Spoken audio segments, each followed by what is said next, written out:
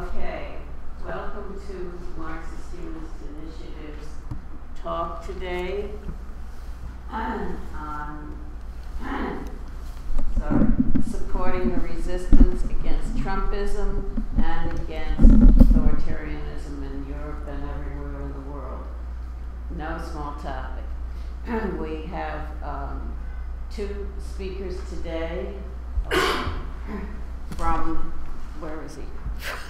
From London. We have Ravi Bali, who's with the Marxist-Humanist Initiative working out of London and who writes frequently for our web journal. You will find our web address on all of our flyers and books and pamphlets, and we hope you'll get some of those. And the second speaker will be Andrew Kleiman, who's the author of several books that are over on the table. He is Professor Emeritus of Economics and also writes for our web journal with Sober Senses. So that's who's going to speak in a moment. I just want to tell you a little bit about Marxist-Humanist Initiative. My name's Anja Claude, and I'm the organizational secretary of the group. I have been a Marxist-Humanist for 50-some years, first in another organization, the organization that was founded by Glaya Donayevskaya, who developed Marxist-Humanism over the last century, most of the last century. And then since 2009, we started Marxist-Humanist Initiative after the failures of prior Marxist-Humanist organizations became apparent to us. So we got out of there, and we're now trying to develop an organization that will actually be in sync with a philosophy that says we need to restate Marxist principles, concretize Marxist ideas for every age. You can't just go repeating his conclusions or Donayevskaya's conclusions. You've got to work it out anew. And so we're dedicated to that and to trying to establish a real, we have a collective, but we want one that really works together theoretically. And our latest publication we're very proud of. It's this little pamphlet, Resisting Trumpist Reaction and Left Accommodation. And this was written collectively by all the members and supporters of our organization, having some input, either writing, critiquing, kibitzing. So this is hot off the press, and we hope you'll get it. It's just $5. We also have books and pamphlets, many free flyers, and of course our website is free, and there's a wealth of information there. Not only topical stories, but a lot of theoretical, philosophic, archival, some other languages, all kinds of things. So I'm not going to talk anymore because I think that our two speakers will give you a good dose of what Marxist-Humanism is all about. So I'm going to sit down, and this is Mike Dola, who's going to chair for us. He's a student of Marxist-Humanism. Thanks, Anne. I'm going to be keeping time and perhaps ask a question or two, but also call on anybody after our speakers go, anybody who has questions or comments. It's now about a quarter after. We have the room till 8 o'clock when we have to leave promptly. So our speakers are going to go each for about 20 minutes. I think I'll do about 25. 20, okay, so 25 minutes. That should give us more than enough time to have discussion afterwards. First is going to be Ravi. Ravi Bali is a veteran activist of the British left. He currently works in London with Marxist-Humanist Initiative, having rejected both the vanguardism and the acceptance of capitalism that mark his former comrades. He sees the election of Trump as the growth of racist reaction in Europe as a threat to humanity and a barrier to achieving a decent society for all. Bally writes for MHI's web journal, as Anne said, with sober senses and works as an electrician. And Ravi, take it away. I'll first look at the rise of the far right and then how they can best be combated. My talk is entitled The Meaning of Revolutionary Working Class Internationalism for Confronting Authoritarianism Today. And then I'll make the case for why Marxist philosophy is important in the combating of the far right and what Marxist-Humanists must do to continue Marx's work. More than 2 years ago, MHI identified that there was a global realignment taking place in politics. We warned of the impending possibility of a Trump victory and the rise of authoritarian regimes and reactionary movements around the world. This was not the cyclical swapping of a liberal for a social democratic or a conservative for a socialist type of government, each promising to run a version of capitalism that would be better than that proposed by their opponents. The insurgent forces of the far right were a threat to the sometimes cosy consensus that had endured during the relatively stable period of the post-war boom. The rise of nativist and proto-fascist parties in Denmark, Turkey, Italy, Hungary, Poland, Austria, Norway, and most recently Slovenia have gone as far as to make it into their respective national governments. In almost every other country in Europe, the forces of the far right have made substantial gains to the point that they have also become electorally significant. This is not to say that it is only electoral politics that matter, but as a barometer of how things are shifting, it is worth paying attention to how much support in election these far right parties are managing. And obviously, if fascists can get into power, they can inflict much greater damage when they have state power. The complexion of the new right varies from country to country according to the different historical context in which they emerged. MHI has developed an understanding of how that has played out so far in the US. The explanation of what is going on in Europe and elsewhere in places like India, Israel, Philippines and Brazil is at a much more embryonic stage, and the drivers for how and why we have had these rightward shifts is less well understood. So, for example, if you compare Sweden and Finland, two countries that are geographically close with a similar history of social democratic governments, that have both run high taxation and extensive welfare economies in the post-war period, both Sweden and Finland have seen a rise in support for the far right. In both countries, the far right are anti-immigrant and anti-Muslim, and yet Finland, unlike Sweden, has had a minuscule level of immigrants from Muslim countries entering their society. That means Sweden and Finland have had similar xenophobic national groupings, but in a very different context of how much presence there is of the people that they are scapegoating. This is not without precedent. Anti-Semitism has existed for decades in places where there have been no or next to no Jews at all living there, proving that xenophobic intolerance doesn't need to have a tangible target to exist and even to flourish. That is not an explanation as to why Finland or Sweden have had similar growth of the far right, given the extent of the problem they identified, that of immigration, is so very different in each of those countries. I'm simply making the point that the obvious driver of whether immigration has actually grown cannot be applied to both countries as the immediate cause of the far right's growth. In other words, it's complicated, and we should not be too keen to rush to an immediate answer when there are good reasons to be sceptical of what seems initially obvious. One of the things that originally attracted me to MHI was a willingness to evaluate as much evidence as possible for making a judgment, so I will hold my hand up at this point and say that we have not yet done sufficient to talk about the specific dynamics of why the far right has grown in different places. However, we do not necessarily have to understand all the specifics of how the growth of proto-fascism took off in different places to work out how to begin to combat it. We know, for example, that there is a contradiction within nationalism, such that under different conditions it can be either progressive or it can be reactionary.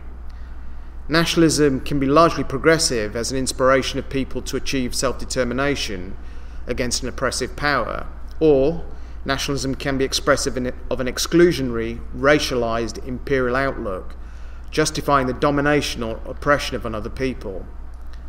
And the problem is that the character of nationalism is not entirely given by the context in which it arises.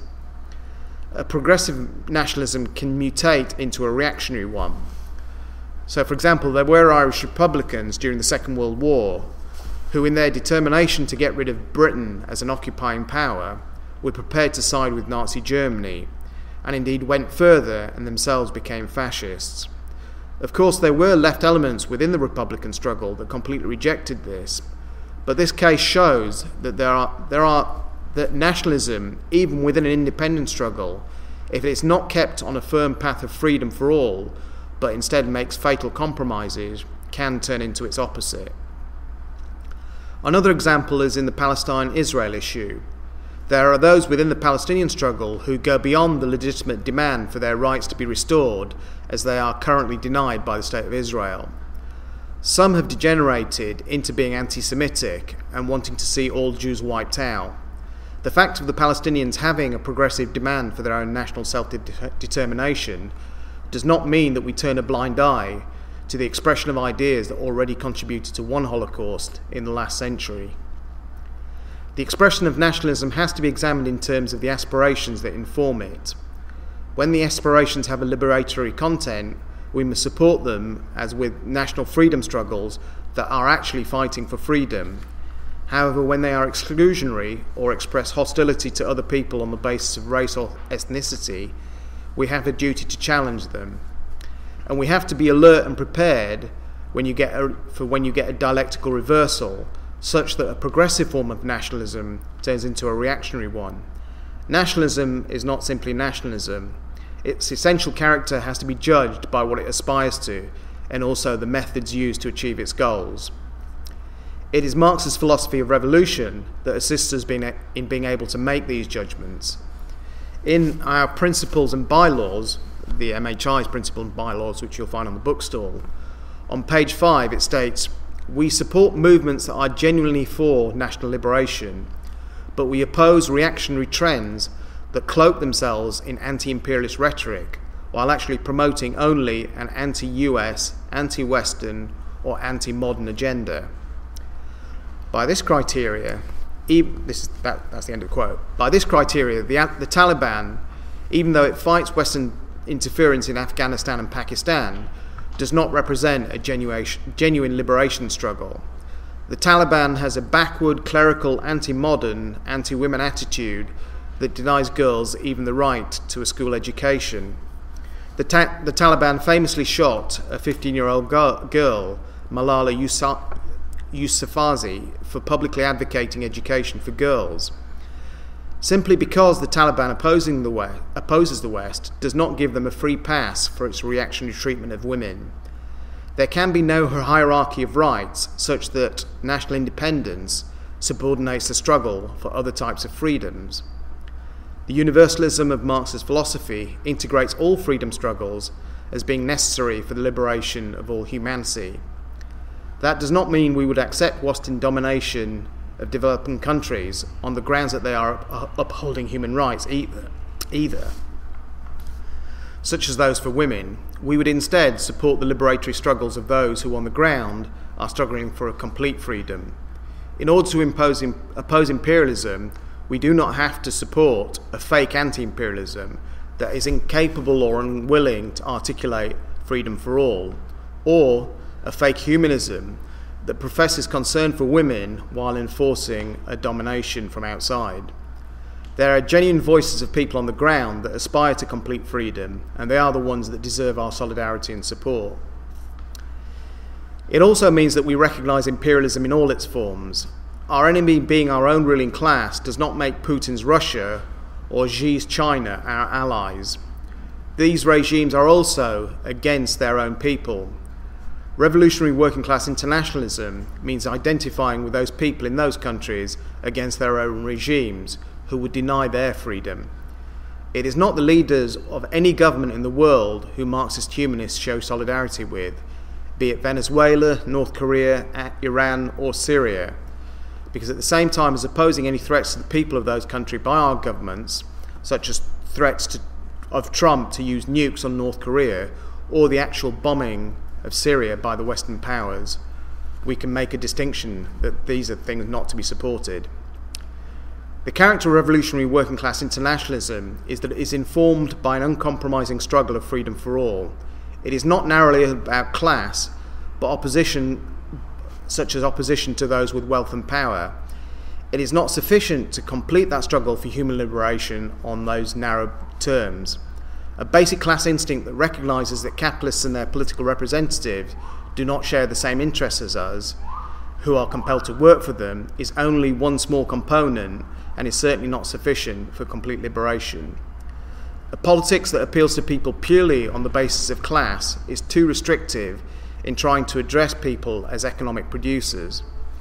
The point is that the system denies our humanity and generates ways to pit people against each other.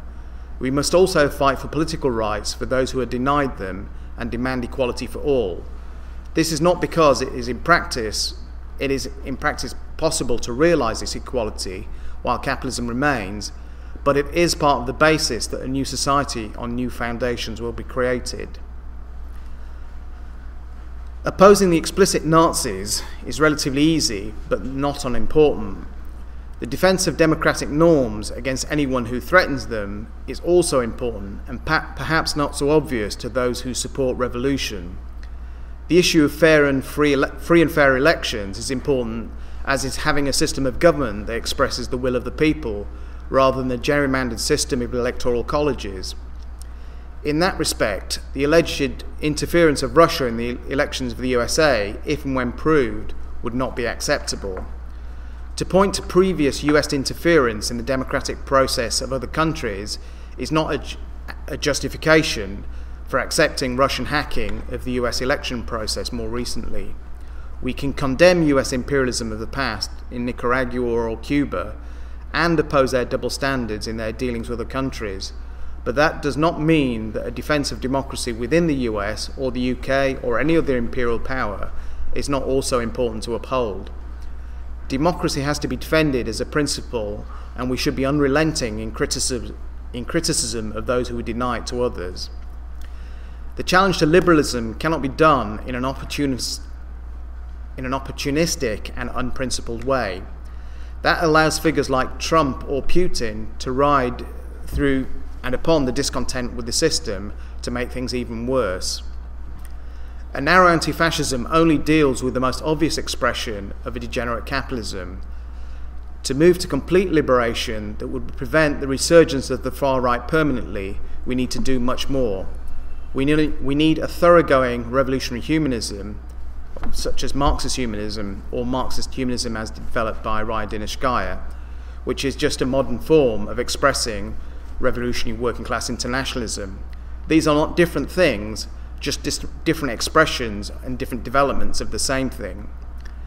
The relationship to liberal democracy is crucially important when threatened by a Trump or an Orban in Hungary or a Kaczynski in Poland or wherever. We have to be able to uphold the importance of democracy while critiquing the difficult and ultimately impossible task of consistently doing this while retaining capitalism. The hierarchical thinking that is built into how capitalism itself functions will, under the right conditions, turn to more extreme forms of reaction and greater calls for authoritarianism. That does not mean that we have an attitude of it's revolution and therefore nothing else matters. This is abstract revolutionism and gets us nowhere.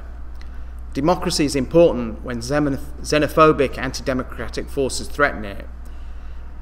Then, and in those circumstances, we will combine with all democratic opponents to oppose this attack, even when those elements who support democracy are wedded to bourgeois democracy and all its compromises. Once the immediate threat against democracy is dealt with, then our alliance with democratic pro-capitalist types will come to an end. Our alliance, even when democracy is threatened by proto-fascists, is principled. What we will not do is falling uncritically behind those who harp for a return to civilized capitalist values, as though that is the only form of democracy and freedom that is possible. We never hide our revolutionary aspirations or downplay their importance. A tactical unity against the fascists or proto-fascists is not the same as narrow anti-fascism. Marxist-Humanists think that opposing fascism is necessary and important, but should not be counterposed to the need to continue the struggle against capitalism and the creation of a new society. The immediate threat of fascism is relatively easily identified. The intrinsic link between capitalism and racism is less easy to grasp spontaneously and requires an intellectual input from revolutionary theory.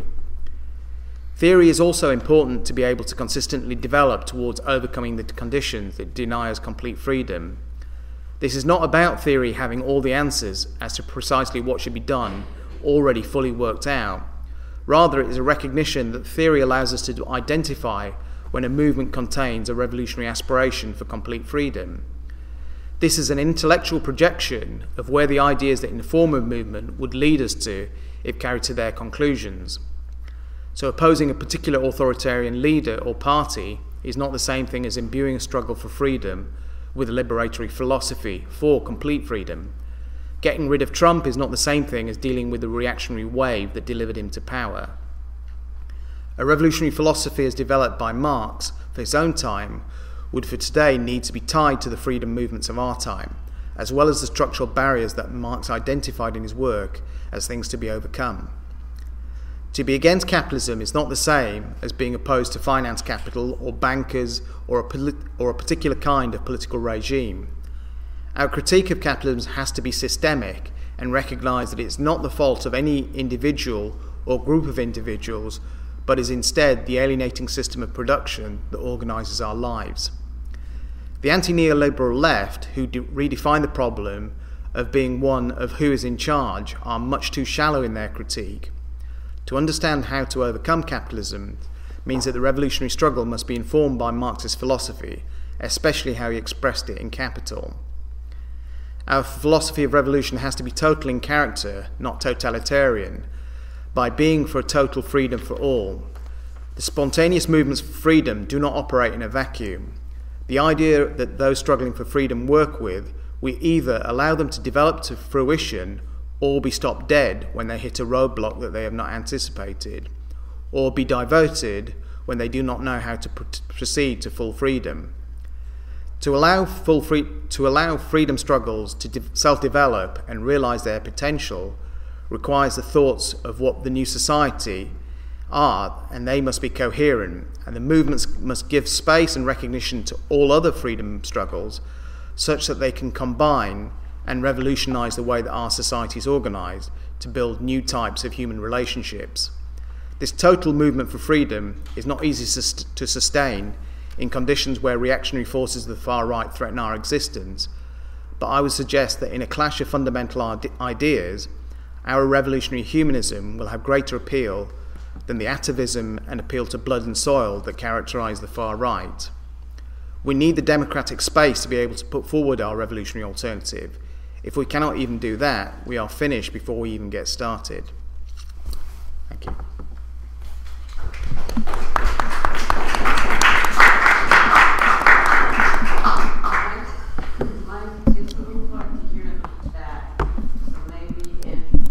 I talk louder. I can use the microphone. Can you hear me in the back? Okay. You're not in the back, though. Thank you, Ravi. That was almost exactly 20 minutes. So, next up is Andrew Kleiman. He's Professor Emeritus of Economics at Pace University, the author of Combating White Nationalism, Lessons from Marx. His many writings include 2 books, Reclaiming Marxist Capital, A Refutation of the Myth of Inconsistency, published in 2007, and The Failure of Capitalist Production, Underlying Causes of the Great Recession, published in 2012. But both of them are available for purchase on the side table. He works politically with Marxist-Humanist Initiative and writes frequently for its web journal with sober senses. Thanks, Mike. What I want to talk about really is two things. How the philosophy of Marxist-Humanism might be able to lend assistance to the resistance, but also what the attitude of the left should be toward the resistance. There's a large part of the so-called far left, or people who think they're far left, that have been skeptical of, hostile to the resistance on the grounds that it's supposedly controlled by the Democrats. We think that what's really going on is it's too big for them to control, and so they don't want to have any part of it. And there's another issue. Well, this is not an explicitly anti-capitalist movement. People are saying, we hate Trump. We hate misogyny. We hate what ICE is doing, and they're not saying abolish capital. Well, okay. So how do we relate to that? Do we say, a plague on your house as well? I think that's nuts. Okay. But I want to do a little bit more than just say it's nuts here and try to get at why it's nuts. Well, first of all, the anti-Trump resistance is without doubt the greatest progressive mass movement in my experience. And my experience began back in 1971 when I helped lead a walkout from high school to protest Nixon's escalation of the Vietnam War. So, 47 years we're talking about. This is the most important mass movement in the U.S. of my lifetime. Some notable features of the resistance include at least the following 5. First, size. This is a mass movement that's truly a mass movement. 4 to 5 million people spontaneously erupted to protest Trump and Trumpism in women's marches the day after his inauguration. And on the basis of recent survey data, I crunched some numbers and estimated that about 30 million Americans have engaged in active resistance, demonstrations, town hall meeting, protests, so forth. 30 million in active resistance against Trump and manifestations of Trumpism during the last 2 years. Second, a stance of total opposition. From the start, the resistance has opposed Trumpism in its totality. Because we understand the extraordinary dangers of Trump and Trumpism, we took the unprecedented action of rising up against this president, this government, on its very first day, in opposition not just to some specific policy or specific action, in opposition to Trump and Trumpism themselves. 3, independent character. The resistance is not controlled by, nor is it a project of any particular party or organization. There are certainly a lot of Democrats in it, but it is not controlled by the Democratic Party. 4, it has been pressuring Democrats from the left. That's been part of the resistance from the start. For example, already in January 2017, Trump's second week in office, What the Fuck Chuck demonstration demanded that Senate Minority Leader Chuck Schumer, quote, strengthen his resistance and fight the horrible policies coming out of the Trump administration. No appeasement, no deal-making, no collaboration. We need powerful resistance, close quote. Furthermore, the resistance has increasingly come to oppose actions of the Democrats, above all their failure to stand firm to save DACA. Ezra Levin, co-founder of Indivisible, main umbrella group of the resistance, called that, quote, morally reprehensible and political malpractice, close quote. And it isn't only mainstream Democrats like Schumer who have this tendency that the resistance has been pushing back against to normalize Trumpism. A week before, January 15, 2017, a week before the inauguration, George Stephanopoulos was interviewing Bernie Sanders, and he asked, are John Lewis and Cory Booker right to say that Donald Trump won't be a legitimate president? Sanders said, quote, right now what my job is to protect the middle class and working families of this country from some devastating ideas that Trump has proposed. Sanders says, those are just words, okay? And, you know, John Lewis and many others boycotted the inauguration. Stephanopoulos said, are you going to attend the inauguration this week? Sanders says, yeah, I will, yes. So, you know, it's people who think they're on the left as well as the mainstream Democrats that have been problematic. But the feature of the resistance, number 5, that I want to focus on most here is the staying power of the resistance, permanent resistance. Early on, there were concerns that people would get tired and discouraged and that the resistance would quickly burn out. But it has shown itself to be a movement of permanent resistance, continuing, uninterrupted resistance to Trumpism. These are very notable features in my view. And one issue I want to address here is whether this permanent resistance can blossom into revolution in permanence. That term, revolution in permanence, or permanent revolution, was used by Marx to characterize a process that begins by fighting the immediate enemy, but instead of stopping there, it continues without interruption until the revolutionary process culminates with complete freedom for every individual. Now, this perspective of revolution and permanence has often been construed narrowly as a specific position that Marx took with respect to the political situation in Germany after the defeat of the 1848 revolution. But Ryadunevskaya, pictured here, founder of the philosophy of Marxist-Humanism, regarded this idea of revolution and permanence as crucial to Marx's whole philosophy. She called him, quote, the philosopher of revolution and permanence. So what does this have to do with philosophy? To better understand this, I think it helps to begin with the key principle of Marx's philosophy, the struggle for freedom, conceived as, quote, the development of human powers as an end in itself, close quote. There's no separation here in that formulation between means and ends. The self-development of human powers is both. It's the end, it's the goal, and it's the means, the process by which the goal is realized. The development of human powers is the road to the full development of human powers. Now, to realize the perspective, to make real the perspective of the development of human powers as an end in itself, what's all important is ensuring that this process continue in permanence. That is, without being halted along the way and without regressing. And that in turn requires ceaselessly battling all forces and ideologies that would impede or sidetrack the self-development of humanity. Now, this picture of what Marx is about might be unusual. You know, well, people say, Marx stood for working class revolution and for ending capitalism. Yeah, I know that, okay. But these things weren't in a separate compartment from the development of human powers as an end in itself. They helped make it concrete. In other words, Marx didn't want the working class to become a new ruling class.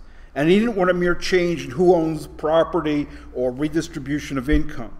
He understood the goal of the social revolution to be a higher form of society in which there are no social classes, and therefore no new ruling class, and in which, quote, the full and free development of every individual forms the ruling principle, close quote. And Marx, for politics, Marx concretized this philosophy even further, and the differences between his political perspective, grounded in this philosophy of revolution and permanence, and the political perspectives that prevail on the left today are pretty striking.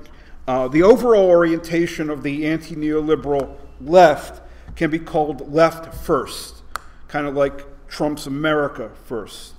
Its primary concern is to build the left and win victories, elections, campaigns, adherence, power for itself.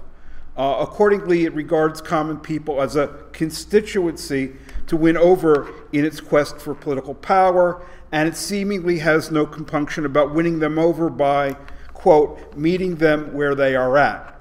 I love that phrase. Thus, it offers an alternative version of populism that it hopes the authoritarian white nationalist base that supports Trump will find appealing. It's trying to win them over.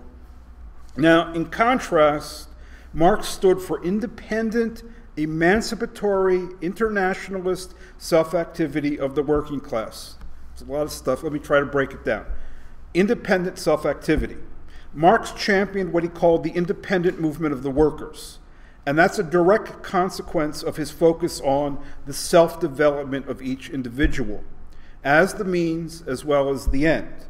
No one can free someone else. Freedom requires independence.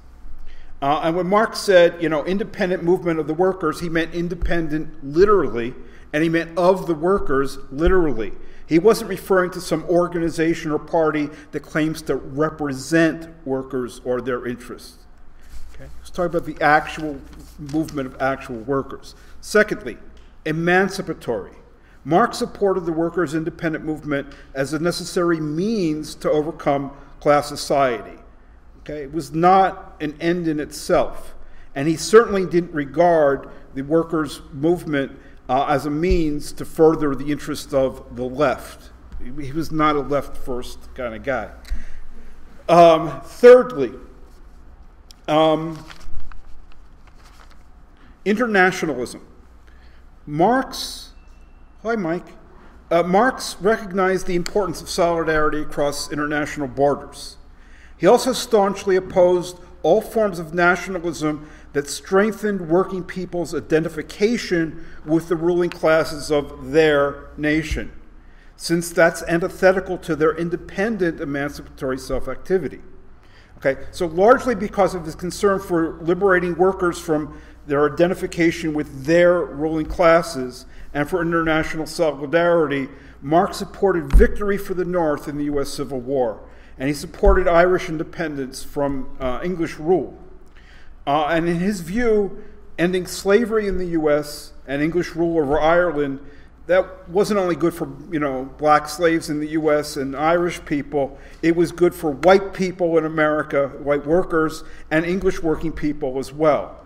Okay? By weakening their identification with their ruling classes and by eliminating privileges that kept them from solidarizing with black and Irish workers, the abolition of slavery and English rule over Ireland would help put white working people and English working people on the path of independent self-activity aimed at the overcoming of class society and class rule.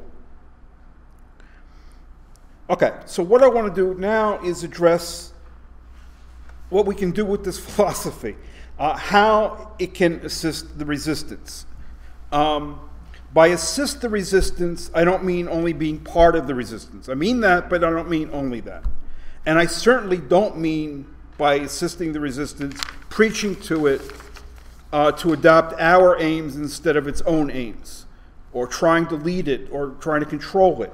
What I mean is that this philosophy can help us to recognize the liberatory potential of the resistance, and far more importantly, it can help fight against ideas and forces that stand in the way of the resistance realizing its revolutionary potential.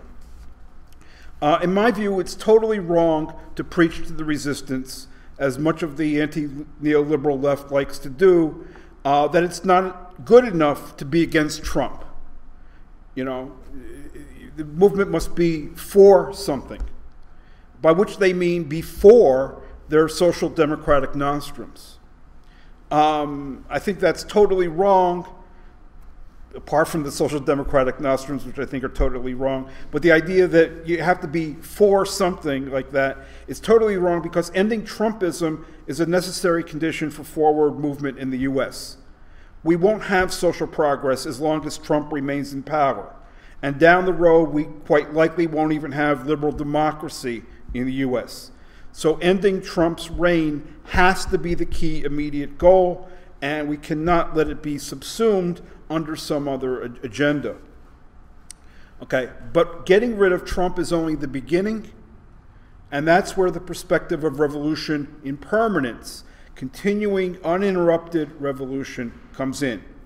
What has led Trump to power is the authoritarian, racist, misogynistic, xenophobic current and ideology that we now call Trumpism. Trump is an expression of Trumpism. The crisis we face will continue, or at best always threaten to resurface, unless we not only remove Trump from power, but proceed onward to put an end to Trumpism. Now, ending Trump's reign is hard enough. He's been there 500 days or something like that. Eliminating Trumpism will be even harder. David Frum, who's a very conservative political pundit, but a never Trumper, he noted late last year that, quote, the special virulence and radicalism of Trumpist government in the United States is owed to the junction, it's due to the conjuncture, between the fears of the Republican Party base and the nightmares of the Republican elite. From the overthrow of the Second French Republic by Louis Napoleon in 1851, through the suppression of universal suffrage in the former Southern Confederacy after Reconstruction, through fascist seizures that swept the struggling democracies established in Europe after the Treaty of Versailles, to the military coups in Latin America in the 1960s and 70s, there's a lot of cases. Established democracies are most often toppled by their haves, not their have-nots. It's the fear that the poor might pillage the rich that turns the rich against popular government. Close quote. In other words, what Frum is saying, I think, is that in order to protect its wealth, a substantial segment of the U.S. capitalist class has decided to turn against liberal democracy and whip up proto-fascism. And if that's right, then ending Trumpism will require not only getting rid of Trump, but big and protracted struggles after that as well. So the perspective of revolution in permanence isn't a matter of telling the resistance to subordinate itself to some alien agenda, or to replace its actual goals with a different goal of ours. It's a matter of fully realizing the resistance's own goals. Okay? The resistance is not only against Trump, it's against Trumpism. Okay? And the goals of the resistance can only be fully realized when Trumpism, not Trump alone, is eliminated. So, at this point, I want to think, although it's not really the issue of the moment, but it hope becomes the issue down the road, what happens, let's say we succeed in, crushing Trumpism. What then?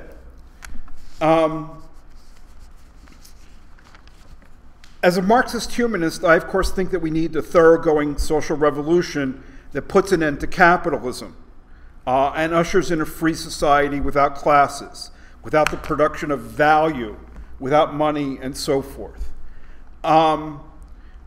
But it would be totally wrong, in my view, to counterpose this perspective to the current goals and activity of the resistance.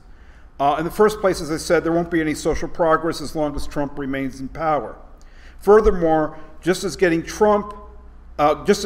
of Trump is a necessary step toward eliminating Trumpism, eliminating Trumpism is a necessary step toward social revolution and a new human society. Why? Part of the answer is that it's very hard, if not impossible, to struggle for a new society when you're locked in a cage. The Trumpites are already locking immigrant kids in cages. Can there be any doubt that they'll treat us the same way if they're given half the chance? Another part of the answer is to understand the peculiar nature of U.S. capitalism and what that means for the struggle against it. The U.S. is not and has never been a pure capitalist country. It's a capitalist country riddled with racism, sexism, and xenophobia, which are not features of capitalism as such. Solidarity throughout the working class is needed to get rid of the existing society and create the new one.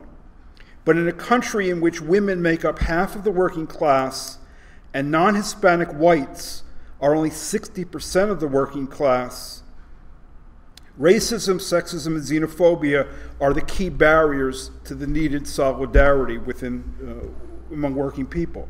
They keep working people divided from one another, and they impel a substantial segment of them to identify with the ruling class, identify with people like Trump, instead of with other workers. So the notion of a pure anti-capitalist revolution in the U.S. is ludicrous. Okay, the U.S. social revolution will either be an anti-Trumpite, anti-racist, anti-sexist, anti-nativist social revolution, or won't be any revolution at all. So although differences with elements of the resistance that reject the perspective of social revolution may become decisive down the road, at this moment, the entirety of the resistance is our ally. The entirety of the resistance is our ally, despite, ideological differences that we have. And I just want to say a few words from the document in which Marx kind of worked out his perspective of revolution and permanence in regard to that. If I can find it, I should be able to. Yeah, this is an address to the Central Committee of the Communist League in March 1850. So you had, his group of people, and you had the people that they were aligned with, the only other groups that were fighting absolutism at the time, that had not capitulated as a result of the failure of the revolution. And he called them, the people that they were allied with at that moment, the petty bourgeois Democrats. His guys were the Revolutionary Workers' Party. Okay, and he said the relationship of the Revolutionary Workers' Party to the petty bourgeois Democrats is this: it cooperates with them against the party which they aim to overthrow. It opposes them wherever they wish to secure their own position. And he laid out a way of working with people you don't agree with that has continued to be like part of Marxist-Humanism always. Marx wrote, "In the event of a struggle against a common enemy, a special alliance is unnecessary. As soon as such an enemy has to be fought directly, the interests of both parties will coincide for the moment, and an association of momentary expedience will arise spontaneously in the future as it has in the past." Okay, so, to cooperate with people, you just cooperate with them. You don't have to form alliances and organizations. So that's what we do. We're part of the resistance. There's people in it we don't agree with, but we're part of the resistance as ourselves. And when we go to a demonstration, we go as ourselves. And when we go to the Left Forum, that doesn't mean that, we, by means of that, have capitulated to the Assadists who happen to be plenary speakers, because we go to the Left Forum, as Bill Weinberg did. He goes as himself, we go as ourselves. Okay? But Marx said, okay, you cooperate with these people momentarily, but you're always wary. So he says, from the very moment of victory, the workers' suspicion must be directed no longer against the defeated reactionary party, but against their former ally, which wants to exploit the common victory for itself. So although the German workers cannot come to power and achieve the realization of their class interest without passing through a protracted revolutionary development, okay, put this in modern terms, getting rid of Trump, getting rid of Trumpism, then what do we do with our former allies who've been opposed to Trumpism, but want to stick with some form of capitalism? Okay, we're going to have to go through this whole process. But, we collaborate with these people who are fighting Trump and Trumpism, but are pro-capitalist, but we should not the workers should not allow themselves to be misled by the hypocritical phrases of the democratic petty bourgeoisie into doubting for one moment the necessity of an independently organized party of the proletariat. Their battle cry must be the permanent revolution.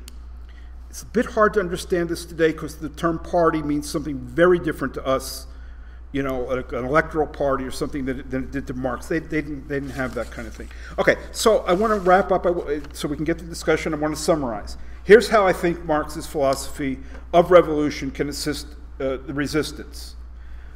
First, this philosophy warns us to be wary of false friends and fair-weather friends who would impede the forward movement or divert it from realizing its goal, whether that be elements of the Democratic Party leadership or the anti-neoliberal left or whoever. Secondly, this philosophy emphasizes that it's crucial for movements like the resistance to remain independent. Its organizations and leadership have to be independent of the Democratic Party and of self-proclaimed leftists who would co-opt it or subordinate it to their organizations and agendas. Third, this philosophy warns that we have to look further than the immediate battle.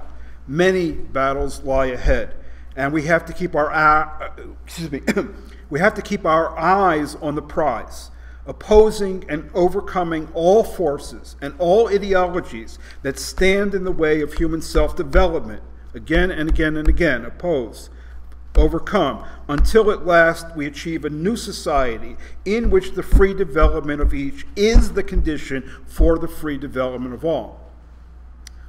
Okay? Last thing, this philosophy suggests that solidarity with the so-called white working class, I hate even mentioning that term, but solidarity with the white working class needs to be based on the perspective of independent, emancipatory, internationalist self-activity. Recall I mentioned that Marx supported the abolition of U.S. slavery and English rule over Ireland, largely on the grounds that defeating the slave owners and defeating English rule would weaken white and English workers' identification with their ruling classes and thereby help put them on the path of independent self-activity aiming at the overcoming of class society. What's the contemporary analogy? What's the contemporary analog to how Marx acted? Clearly, I think it's the perspective of solidarizing with the white working class by decisively defeating Trumpism, white supremacism, and all of that. The defeat of these things will help liberate those elements of the white working class that are attracted to Trumpism, help liberate them from the grip of reaction, and spur their independent, emancipatory self-development. Thank you. At this time, if anybody has any questions, we can take any questions that you have or comments. If nobody has a question, okay, yeah. Yeah, so just I have talked about this, but not too much. So you say, its self-development term to the resistance requires that we support its independence from the Democratic Party and leftists who would co-opt it or derail it, and we must also combat the idea that the left can somehow win over the base that supports Trump and other authoritarians, and turn white nationalists toward revolutionary socialism. So my question is, how do you distinguish between these people who we should try to incorporate into, say, the resistance, and people who are not worth trying to bring over to our side? Do you want to take several, or do you want me to answer that, or how do you want to work? Well, you guys, I guess both take a crack at it, but any other questions? We can take a few comments. Or comments.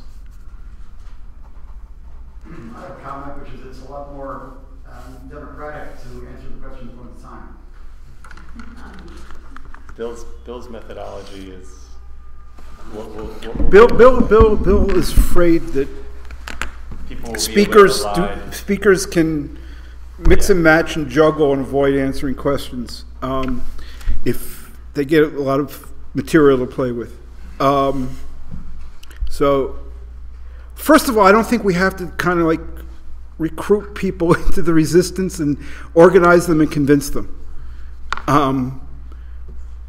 Within, it was what, 10 weeks between Trump's election and the women's marches of January 21st, 2017. And it's like no time to organize at all. And 4 to 5 million people throughout the world, over what, 3.5 million in the US, come out.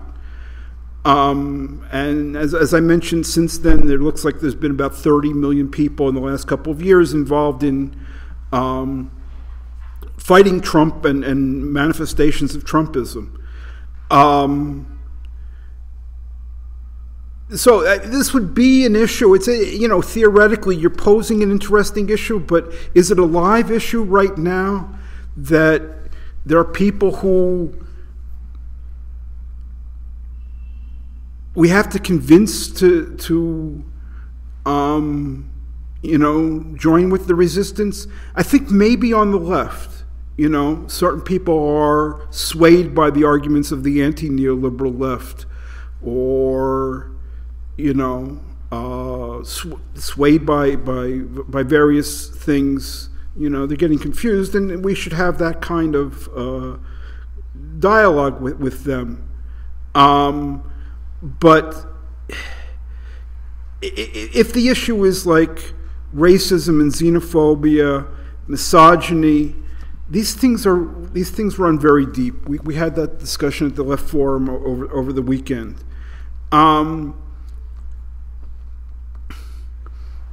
It's not like, these people were, economically devastated by neoliberalism, so all of a sudden they voted for Trump because of their economic distress. As we explained in the pamphlet, there's just like no evidence for that.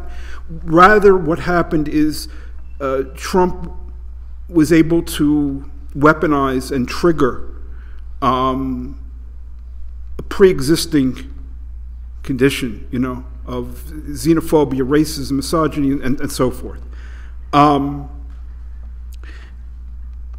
Arguments are really powerless to overcome that kind of thing. There's got to be some sort of conversion experience. I mean, recently I read about a guy whose father was one of these, the big Nazi white nationalist kinds. And he went to college and he met a Jewish guy, and the Jewish guy kept inviting him over to dinner. Remember the name? I heard the report on NPR. Yeah. And I mean, eventually, over a matter of many, many months coming into contact, this guy began to change. And there were always those stories from World War II, about the black GIs and the white GIs in the same foxhole. And, that kind of experience can change people. But arguments, no, I don't see it. So, Marx similarly concluded that, the English working class was going to go nowhere as long as Irish, the England controlled Ireland, as long as English rule over Ireland persisted. And so the first thing what had to be done was to smash, England's hold over Ireland, and that could free the English workers. And I think that's what has to be the perspective here. Something similar. Trumpism, xenophobia, and stuff are going to, engrip a lot of people, working class people, not working class people, and until their hopes and dreams can be separated from that, because it's been smashed and humiliated, okay? Until that, we're not going to get the kind of internationalist, anti-racist, pro-woman solidarity that we need. I was in London when Trump got elected, and they had the biggest demonstration that I've seen there since the Gulf War. It was massive. I can't remember the numbers now, but it was several 100,000 people.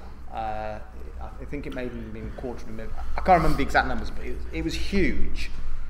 And it had been the first demonstration of that size that I'd been on a while.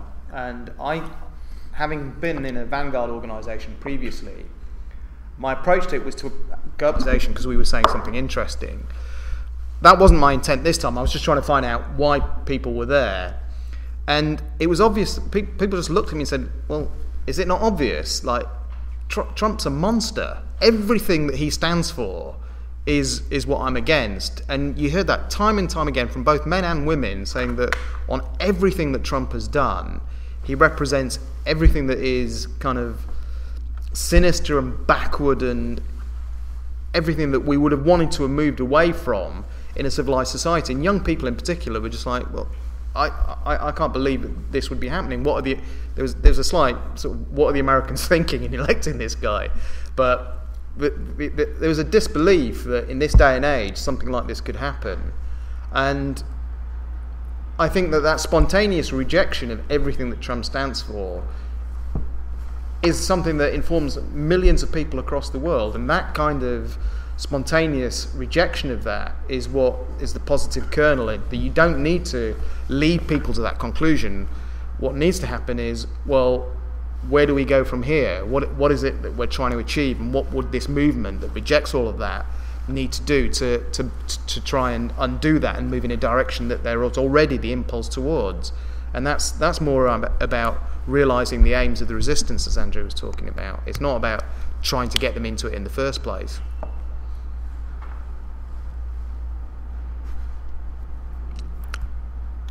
Well, I have a couple of questions. I wonder if we could talk a bit about what exactly crushing Trumpism would entail. Is it, I mean, just to make it perhaps more concrete for people, do we mean getting to Pence? Do we mean sort of, eliminating the whole administration through kind of impeachment, perhaps the Mueller probe, and then voting them out? Like, how do we know when we have crushed Trumpism? Because of course it rests on a bed of ethno-nationalist sentiment, which is kind of the foundational mythos of the American project. So how do we know when we have crushed Trumpism? And then of course we're left with capitalism, which would have I would imagine still have racist and sexist and characteristics that preceded Trump and this resurgent right that Robbie was talking about internationally. I guess my second question would be, people who hear this on the left and have some sense of the history of the Popular Front and the history of this tactical unity in our understanding of the way revolutions have gone and fights against fascism. What do you say to people that say, well, no, class collaboration is something that we want to avoid at all costs, and I want to keep maybe I'm certainly caricaturing them, but the idea, I think that I can't go into a voting booth and vote tactically because I need to keep myself pure, and that sort of idea of class collaborationism is also, I think, of a piece with that's anathema, and we should have learned that since 1848. What do you say to that? Should I take it again? Take it? I'll take the first part. I think before you can properly crush Trumpism, you'd have to be able to effectively drive the soft on Trump left out of the left, because anyone who can normalize Trump and say that, well, he's not so bad, that him and the Democrats are much the same, they're all representatives of capitalism, that normalization and just seeing Trump as politics as usual is incredibly dangerous, because it's like unlike those people who spontaneously came out in opposition to Trump, who realised that this is something different, that appealed to just like, it's not even dog whistle, it's just outright racism and openly espousing nativist and kind of marginalising anyone who doesn't fit into that like white American kind of constituency. If you don't say that the people who make apologies for that and call themselves left wing are not in any way anything to do with a liberatory or left wing response, you are handicapping yourself from the outset. There's no way that you can be part of the same movement for change if you're accepting people who make apologies for Trump in that way. So I'd say that before you can crush Trumpism and all the kind of rednecks and all the types that think that the Confederacy and the loss of it was the blow to sort of white civilization and the beginning of our national decline, your national decline.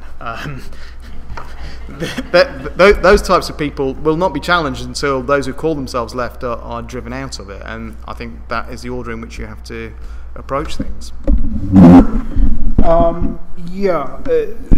As for the first question, Mike, you said that Trumpism rests on a bedrock of ethno-nationalism.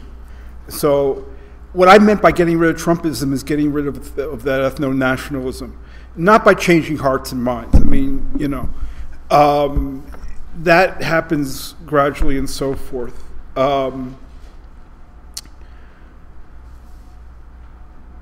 But we've had this problem in American history from the very beginning. We had a revolution against them. No, not you. The ruling class, which is not your ruling class, but the class that rules over you. And yet, millions of people remained in chains in this country. They were enslaved. And we fought a damn civil war, and that worked for a time, but it only worked partly. There was radical Reconstruction, but it ended and it got reversed with Jim Crow and all of that. And, the civil rights movement, we're still suffering the consequences of this, okay? This hasn't been rooted out once and for all, and it has to be rooted out once and for all. The job is a lot harder than it was, in 1865, because there you had a geographically compact, defeated plantation slave-owning class. They were the enemy. You had troops. You could occupy. You could institute radical Reconstruction. You could clear these people out. Never admit them back into citizenship and so forth. It's much harder now, where you look geographically throughout the United States. There are Trumpite districts, everywhere once you leave any urban area of 10 miles. Or even if you go to parts of Long Island or Staten Island, So these people are all over the place. I don't know what to do about it, okay? But that's the perspective. Now, what I would say is, I haven't researched this a lot. I think it's an incredibly important question, but I haven't researched a lot. But I would say that maybe we can get guides from what happened in Germany after World War II. They didn't get rid of fascist thought, Nazi thought, but they drove it underground pretty damn well for a long time. And so maybe there are clues there. But it's something I think that has to be worked out. The issue of class collaboration. Working with people that you don't agree with for a common goal that is in your interest is not what I would call class collaboration. It's when you're doing something that actually helps them and does not help the forward movement of humanity that I would call it class collaboration. You know, for one's political advantage, special political advantage against the oppressed, against the working class. So, for instance, you take the Hitler-Stalin Pact. That is like the prime example always of class collaboration. Why? Well, it was collaboration with Nazism, okay? But like, okay, well, you're collaborating with the, you know, Never Trumpers, and you're collaborating with the Democratic Party. It's different, okay? Because what the USSR was doing was to prop up the USSR.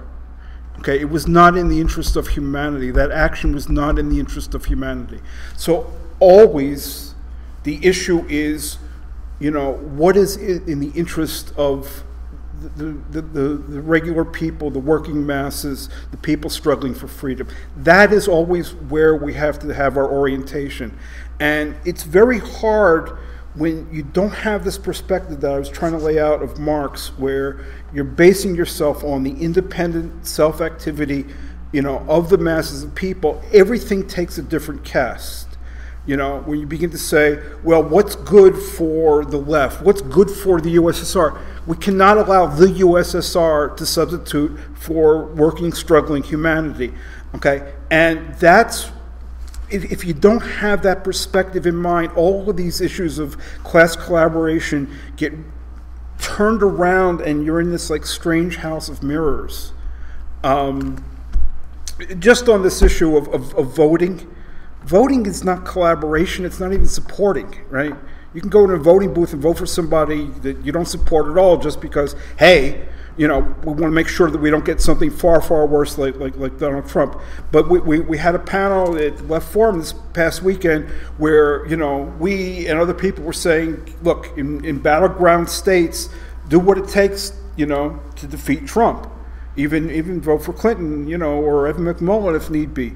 And that was like denounced as some sort of class collaboration by the same people who wanted to vote for Bernie Sanders, who I thought was a Democrat, in the primaries, and who ended up voting for Donald Trump.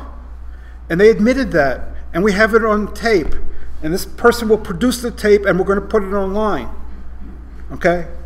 And then we'll have an interesting discussion. Chris Catrone.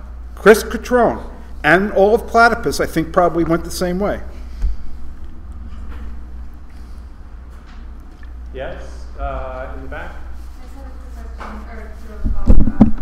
You were sort of saying, like, where do you draw the line? Like, I agree that it's not really our line to draw, it's a larger movement than that, but, like, where I personally draw the line, as someone who's lived in a lot of different places, the South, the Midwest, Baltimore, New York, I personally appreciate living in a culture that is more socially willing to ostracize people who are acting in a bigoted fashion.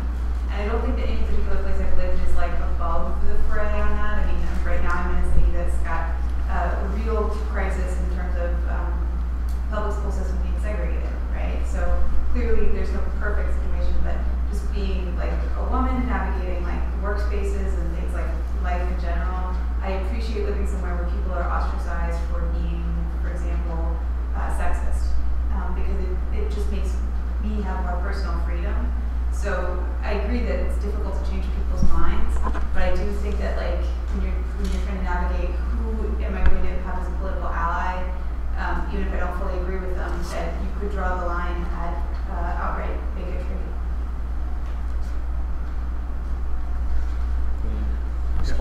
I had trouble hearing it, but maybe I got at least the last part, but you others probably heard it. I mean, I agree with you. I think that there are elements. In fact, the former organisation I was part of are now some weird kind of libertarians who say that, well, rather than kind of trying to censor or no platform like bigots or racists or, you know, whoever, you should confront them with better arguments, as though someone who is screaming cunt at you or saying wog or whatever is in some way trying to have a discussion with you and persuade you. This is not about free speech or a discussion of, what ideas should we have that will take us forward. This is about trying to intimidate people and to, you know what I'm saying. It is not about trying to put forward an argument or a point of view about how the world works and what should be done. It is trying to intimidate the audience or the person that is targeted at. And those people don't need free speech. That they should be intimidated, and they should be driven to the point where they feel as though they cannot get away with coming out with their shit. I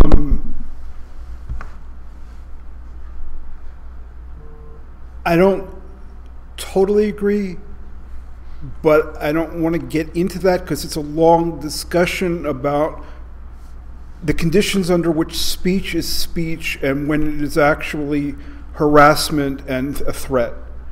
But I totally agree with what you said about, like who you're going to talk to and who you're going to try to convince. You draw the line at bigotry. Absolutely. There might be a case where, an actual personal relationship could develop over time and somebody is listening. Like, I mentioned with the Jew who befriended this, son of a prominent white nationalist and so forth, who was himself at the time a white nationalist. There can be exceptions, but unless your idea of political activity is charity cases, so to speak, I don't know how to put it, but it's not the way to go, and especially the psychological toll on us by doing that is immense. Not everybody can take it. Nor should we have to. But I want to say a thing, and I think this is a problem that affects so much of the left, whether it's anti-neoliberal left or even people closer to us. We have to get through our heads that not everybody thinks like us, okay? Not everybody has the same goals that we have. Not everybody is what we would call good people. Because I think there's this idea that pervades the left that, everybody means well, everybody's really on our side. What we're saying is just so obvious and reasonable, natural, that the only problem we face is that, people, are not seeing their interests, and we just have to explain to them. So you get this patronizing thing going on, and once we can explain and we can market our stuff, successfly, it'll just be obvious. Everybody's going to agree with us except for the greedy 1% or something like that. That is, I think, the view. I think it goes very, very deep, by the way. I haven't researched it, but if you remember, like some people do, the ex-USSR, they didn't say their dissidents were political enemies, who had different goals or anything. They said that their dissidents were mentally disturbed, and they would put them in mental institutions. And that's kind of like the idea that it's very pervasive throughout the left that, we're obviously right, and everybody is really with us. If only we could make this clear. And this is the kind of thinking, and I've been subject to it too, that disarms you in the face of a growing fascist threat, a growing proto-fascist threat, rising Trumpism. It becomes very hard for people to believe that there are real social forces that are not just, good people being manipulated by puppets. Not everybody is with us, So we get this idea, we should be able to talk to everybody instead of no. There are people who are not on our side and are not going to be on our side, and they have their reasons. And what we got to do, is reward our friends and punish our enemies, not the opposite.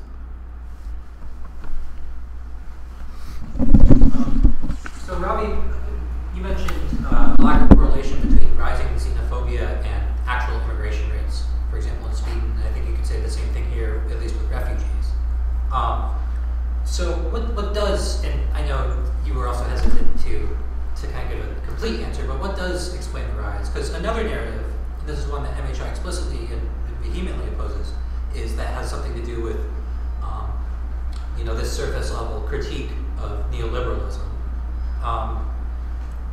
Is it a deeper failing of capitalism? Is it, as was mentioned, the haves turning the have-nots against each other, or what? Andrew's actually got a take on this. I'm only going to tell you what he was telling me the other day and pass it off as something that is fairly convincing. Attribute it to yourself. No, fuck off. With the fallout of the Great Recession, in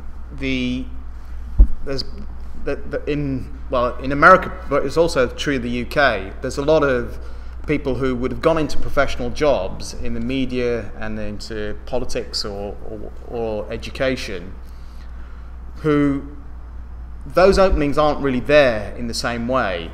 That the cutbacks in public, well, it's not so much politics, but the cutback in public services, and I know that this is true for the UK as well, has meant trying to get tenure within universities is proving much more difficult. So those who went through kind of advanced education, they got their degrees, they got their further degrees, and they were expecting a nice cushy job within academia for life. Those people are finding that they're not able to do that, and they're having to take jobs that are well below what they expect to be their deserved pay grade. So you've got a whole load of people who are dissatisfied with the way that their lives have turned out, who are a little bit of a radical constituency for, you know, the Bernie Sanders or Jeremy Corbyn type ideas of a social democracy that is to the left of what we're being offered at the moment, but it's not really that kind of thoroughgoing rejection of everything that regulates our world of work. It's a petty bourgeois, fairly mild prescription as to what needs to be done, and that kind of idea is kind of coexisting with the absence of a working class movement that would promote ideas of internationalism. So in the past, you would have had much more like radical kind of trade union types, activists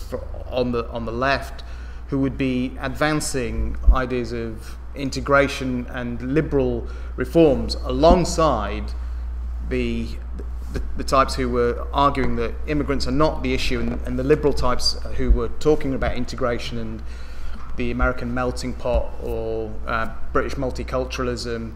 Those type of people are much more defensive now, and the downwardly mobile middle class, they're not able to mount a kind of sustained defence of immigrants and being anti-racist in the way that those old elements that were far more left-wing and influenced by the workers' movement would have done. And I think that's part of the answer as to why it is that those xenophobic elements, within Western countries, have taken off much more, because there isn't the counterweight to stop them, and those middle class types just aren't up to it. Yeah, to that point, I'd like to read. I pulled up an article by Sam Gindin, who published in Jacobin, and the title of his of this essay is "Building a Socialist Party," I believe, or you could find it online. But he talks about these sort of hard truths that we have to wrap our heads around. So he says, a third controversy relates to immigration and solidarity. To simply assert the righteousness of fully open borders in the present context of economic insecurity cannot help but elicit a backlash and will ultimately do little for refugees and future immigrants. Workers who have seen their own standards undermined over time without their unions or the government responding to this may have charitable sentiments, but they are not going to prioritize open borders. More can be achieved by trying to win people to a more liberal but regulated border policy, by fighting for full equality of workers once they are here, and by insisting that refugees and new immigrants get the social supports they need to concretize that equality, all of which bring us into solidaristic struggles over union rights and the restoration and expansion of the welfare state. Right? So he's saying you're not going to get anywhere with people by talking about open borders, because they're they've seen the last, the ravages of neoliberalism, which Andrew and others have something to say about in terms of, what really happened in terms, with worker incomes. He's saying they're being completely immiserated, and so on that basis, it's logical that they're going to be xenophobic. It's this kind of lowest common denominator approach where we have to deal with the white working class on those terms. So this is in Jacobin, yeah. Who wrote it? Sam Gindin. Gindin. I think he's a sociologist or political scientist. He works with Leo Panich. They write a lot together. D-I-N. Okay. It elicited some controversy, so not everybody within Jacobin or their orbit obviously agreed with that, but the point is it was, in their publication, and he's definitely a big, voice on the left. Okay, workers. Let's go back to Gindin. Workers who have seen their own standards undermined over time. It's one of their myths. Without their unions or the government responding, okay, they're not going to prioritize open borders. So what we need to do is have a more liberal but regulated border policy by fighting for the full equality of workers once they are here, and by insisting that refugees and new immigrants get the social supports they need to concretize that equality. Okay, but workers who have seen their own standards undermined over time, why should they be for open borders, according to Gindin? Well, why should they be for full equality of workers once they're here? Okay, why should they receive social support they need to concretize that equality? You've taken one step, Gindin. Why don't you have a fully apartheid state? Why don't you have bracero programs? I mean, he's going down a very slippery slope.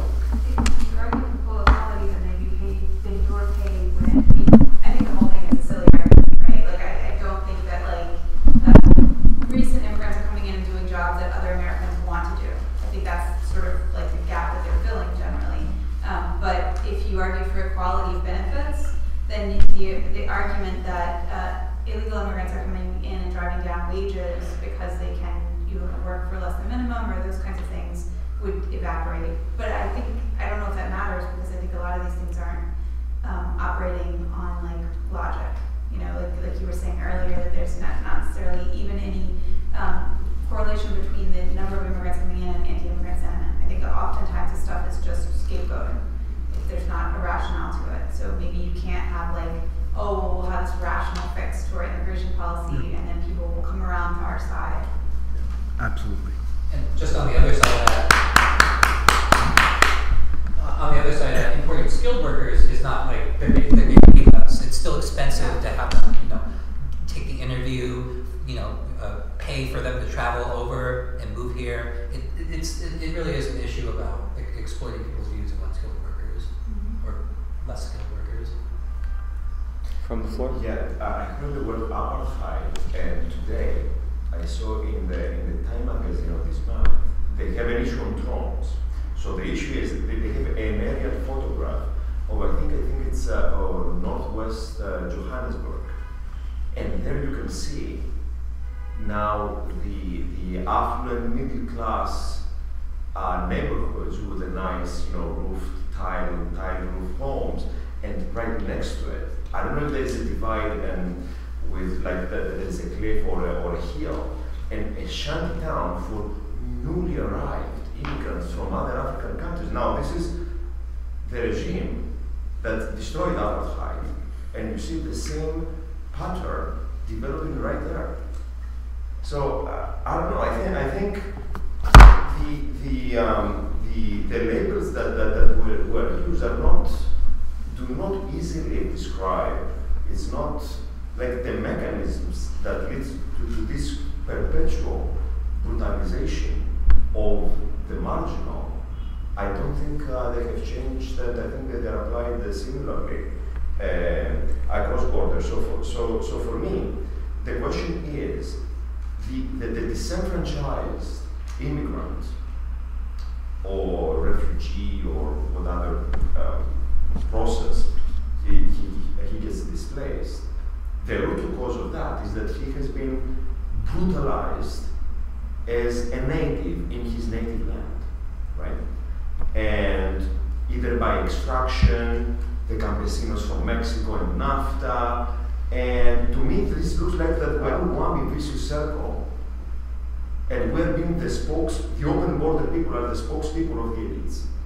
Because the elites get to destroy and exploit the ex-refugees as natives in the native lands, and then they say, okay, we're going to kick you out from there, where you have your historical rights and access to resources, maybe with less, let's say, technology and advancement like in the other sides, but you are sovereign, you are dominant in that area. We kick you out from there, and then guess what? We're going to put you at the margins in another more affluent country, so you can do the slave labor that now their middle class is not thinks that they are too good to do, or that the employers of that advanced country, they're not willing to pay to pick strawberries. Why shouldn't the strawberry pickers make a higher wage? What are we speaking for? When we rationalize that, because the Americans they think, that they are too good to pick strawberries or cotton, now we're going to bring slaves. That's no more slavery that you argued right there. They think, the Native American, the American citizens, there are jobs that they are not willing to do. Well, they're not willing to do because the employers don't pay well. So why don't we preach this kind of, I think it would be called a nationalist narrative, but actually I think it would solve two problems at the same time. Both the brutalization of the native communities, let's say in the Americas, in Africa, in Asia, wherever, and the brutalization of the native labor classes in the more advanced economies, or any economy everywhere in the world. I think by not solving that, we are playing double idiots, useful idiots of the elites, which double benefit from both sides of the game. Okay. I don't see even the logic of the first part, how the people in the sort of periphery would stop being brutalized. But let's set that aside for a second. Yeah, next to you. There's no end to the horrors in this world we could talk about. But I think we should get back to the subject of the meeting and the original questions we were posing, because we only have like 10 more minutes, and I want people to have time to look at our literature. So I would sort of like to hear from the people who have not spoken, and I would like to address, you sort of open the discussion by saying, well, how could this go down? And then people were coming in. If we can defeat Trumpism, then what's going to happen, right? I don't think there's any way that we can go back to the way things were before Trump. If we can really defeat Trumpism, really root out as much as possible and suppress the rest so that nobody can make racist, sexist, etc. remarks in public and get away with it. But that would just be absolutely unacceptable, and no one will stand for it, and no one will tolerate it. Things are not going to be the same. We're not then going to go back to a system where Republicans and Democrats, who were practically indistinguishable, are going to vie for power. The resistance will have been happening already in the primaries. The Democrats are getting challenges from the left, not Bernie Sanders, from women, young people, etc., from coming in from the resistance and saying, wait a minute, I'm going to get rid of that guy and I'm going to do better. So I think the world is really going to be changed when we get rid of Trumpism. It's not going to be easy. It's not going to be that they won't have to continue to be struggles against what he represents. But there will be a different dynamic going on. Hopefully, people will want to move on to a real thorough revolution. Certainly, it will be different.